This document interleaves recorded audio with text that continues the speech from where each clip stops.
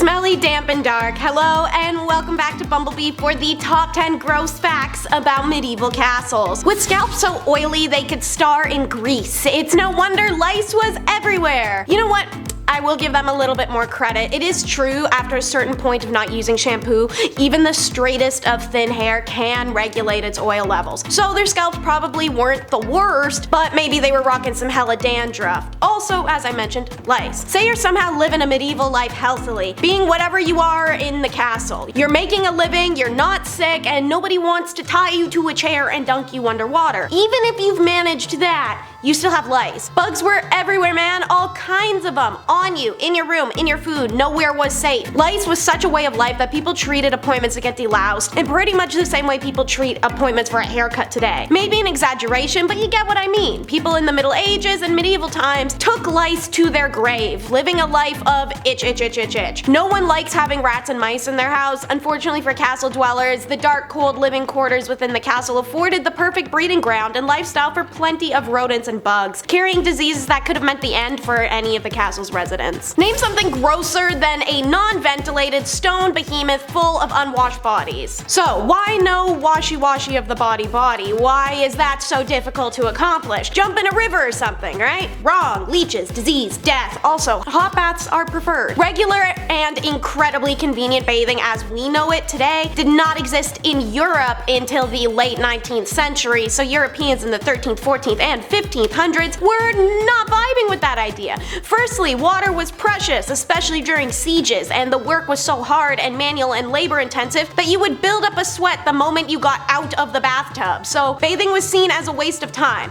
I mean, wash off 2 weeks worth of grime and one little batch of sweat made that a waste. Your bathwater's probably brown, dude, still seems kinda worth it. But secondly, the trouble of setting up a bath just didn't seem to be worth it. No running water, so if you wanted a hot bath, you had to boil the water yourself over a fire, carry hot water buckets upstairs to the bathtub, fill the bathtub and not spill the hot water on yourself, get the temperature right, put the soap in if you had any, get in, wash before it cooled, get out, dry, put your clothes back on, and then you have to bail out the entire bathtub by hand with a bucket and find a window to toss the water out of onto some unsuspecting servant. So yeah, it was a lot of work. And what of feces? What do these highly civilized, highly sanitary individuals have to offer us for the call of nature? The modern toilet didn't exist back in the 14th century. Instead, you either had a closed stool, which was a special seat with a bucket underneath, or you used a privy, which is a seat with a hole in it. So why not call them the same thing? Whatever, medieval people. Waste going through the closed stool, which by the way is where we get the feces nickname stool, was collected in the bucket, which was then removed, emptied, washed, and replaced. Waste that passed through the seat of a privy, which was the early kind of toilet, ended up in one of two places. If the castle had a moat around it, the waste probably would have gone in there. If it didn't have a moat, or if the privy was located somewhere without access to water, bodily waste ended up in a cesspit at the very bottom of the castle. But anyways, check out what some of the privies looked like. From what I gathered reading, there really were some castles without designated rooms for these, just could find them in random hallways in case you want to whip it out and take a leak right there. At Perivale Castle, you often find privies high up in the wall, high above the smell and safe from attackers who might use the literal crap hole to get into the castle like a reverse Shawshank escape. The most famous example of this allegedly took place during the siege of Chateau Galliard in 1204. Talk about a crappy job, it's the royal bleep shoveler. You know the word, it rhymes.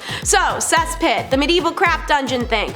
Though medieval people didn't know about germs, they believed bad smells caused illnesses, meaning when the stank started wafting up a little too hard, one unfortunate man would have to clean it out. Like rich people nowadays scheduling a maid, whenever this dude showed up, everyone in the castle would hightail it out so as to not have to interact. The gong farmer would shovel the poop into baskets and wheelbarrows and take it off to bury or spread on fields as fertilizer for the food they ate. Gong farming could be dangerous. In 1325, Richard the Raker fell into a cesspit and drowned. Say goodbye to sinus and sense of smell as the acids cook that out of you, and stay away from the infectious bacteria literally everywhere. However, gong farmers were quite well paid despite people not wanting to ever get close to them due to their smell. Rest assured though, because castle logic was that closets and toilets are one of the same. The private castle privy was always sharing the same space as the residents stowed away personal belongings in a room called garderobes.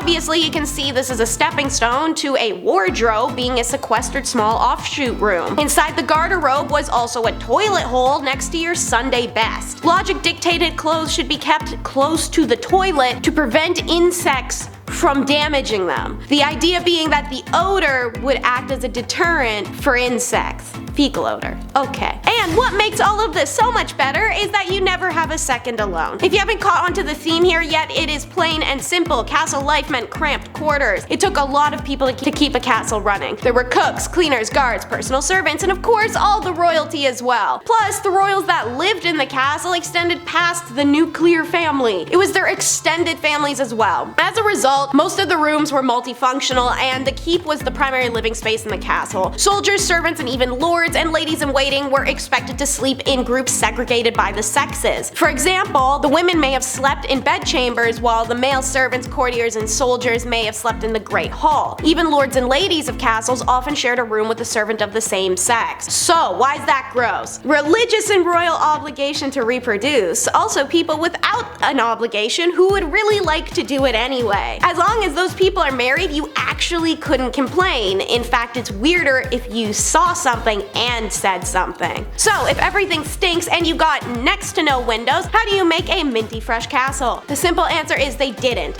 Mold, insect, vermin, and disease were all part of everyday life in medieval times. Fresh water was precious, and a reliable disinfectant was yet to be discovered. Eating a little bit of mold on your food or stepping in rooms with moldy walls were minor problems compared to actually finding enough food to eat and fighting off hungry wild animals like wolves, or not dying of the plague, or not being accused of witchcraft. There's bigger fish to fry. People in Norman and Tudor England lived short lives. If you reached the age of 40, you were considered old. Castles were very difficult to keep clean. There was no running water, so even simple washing tasks meant carrying lots of bucketfuls of water from a well or a stream. Few people had the luxury of being able to bathe regularly. The community back then was generally more tolerant of smell as a result. Inside the castle walls, floor coverings consisted of straw rushes, and later, sweet-smelling herbs like lavender and mint. This could be swept away and replaced when it was of a noticeable point of filth. It was said that an ancient collection of beer, grease, fragments, bones, spittle, excrement of dogs and cats, and everything that is nasty was seen when the soiled herbs were swept up and exchanged for fresh ones. But you know what doesn't help a castle? The smell of rotting corpses. Ah, luxury! There are heads of enemies cooking in the sun on spikes right outside your fresh air slit. There's the remains of a peasant shredded by mad dogs in the courtyard below, and someone is literally rotting just to your left in the wall. Castles were riddled with the dead. In the case of an oubliette, they were quite literally riddled. An oubliette is basically a little coffin cave thing dug into a wall, where a particularly hated prisoner could be tossed in, bricked up, and completely forgotten about. Fittingly, oubliette comes from the French word oublier, which means to forget. Given some of the other medieval death options, I guess starving to death bricked into a rat-infested hole wasn't the worst way to go. It still was way creepier to think that on any given day a castle had people rotting in its figurative basements and walls. Must have been for great ghost stories though, not great for the smell of their decomposing body quite literally wafting up through the floorboards later. Next up is how horrible it would have been to be a lady on the rack. So, ladies have periods and they need some way to handle the menses mess without the feminine hygiene products we have today. This ain't the Victorian era where it was commonplace to weirdly free bleed everywhere. Medieval women preferred one of two choices. She could always catch the flow after it left her body, or find a way to absorb it internally. In our modern words, medieval women could use a makeshift pad or a makeshift tampon. Pads were made of a scrap fabric or rag, thus the whole on the rag thing. Cotton was preferred because the material absorbs fluid better than the alternative wood, which not only repels liquid, but it's itchy and uncomfortable. Whether they made the choice of a homemade pad or homemade tampon, medieval women worried about leaks and stains. This is the main reason why red was a popular medieval petticoat color. The scarlet color was not only fashionable and decorative,